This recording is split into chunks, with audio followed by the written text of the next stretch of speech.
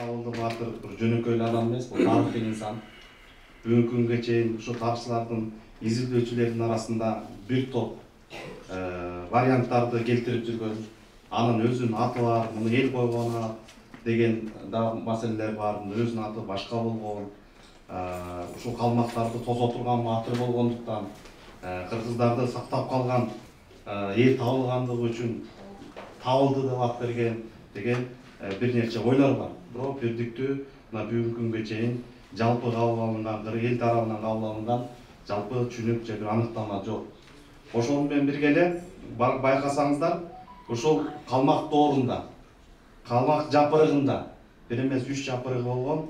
Ошол жапырыкта Ер Солтоной, Ер табылды, Ер Садыр деп ер даражасын алгандар мына ушулар.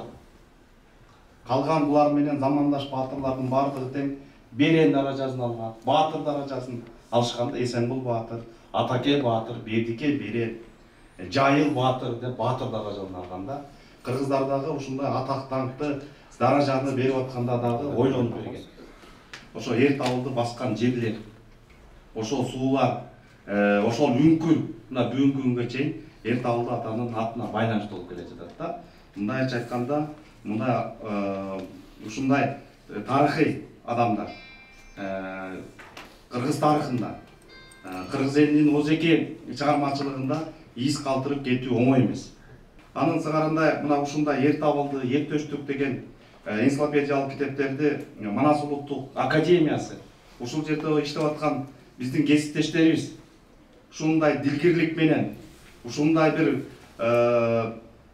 кубануу менен, изденүү менен кыска аралыктын ичинде деп коелу. Ошонун бирге мына жогоруда айтып өттүк Талат Алалымбекович. Ушул эл арасынан дагы чогулттук деп. Фольклор, этнографиялык, экспедициялык маалыматтарды дагы кошту деп атат. Кудай буйрса бул деген академиялык басылма болду. Кудай буйрса буну адабиятчылар, изилдөөчүлөр, тарыхчылар, өзгөчө этнографтар үчүн дагы бир табылгыс баалуу бир маалымат болот деп. Китеп улам күн өткөн сайын, жыл өткөн сайын, кылым өткөн сайын анын мааниси, маңызы, баалуулугу арткандан арта берет ал. Урпактан урпакка өтө берет. Ошол биздин ата-бабалар ушинтип калтырган экен деген урпактарыбыздын сыймыгын арттырат да. Ошон үчүн мына бүгүн Ер табылды атабыз өлсө дагы мына бүгүнкү күндө атак даңкы, даражасы, ысымы өлгөн жок. Анын урпактары биз улам таңазалам кийинки урпактарга мисал катары, өрнөк катары, үлгү катары көрсөтүп аткандыгыбыз дагы мына ошол иш-чара да. Ошон үчүн ата-бабалар басып өткөн ишти эле айтып коюу эмес, мына ошолорду дагы ошондой иштерди жасаганга дагы аракеттеништи кылышыбыз керек экен да.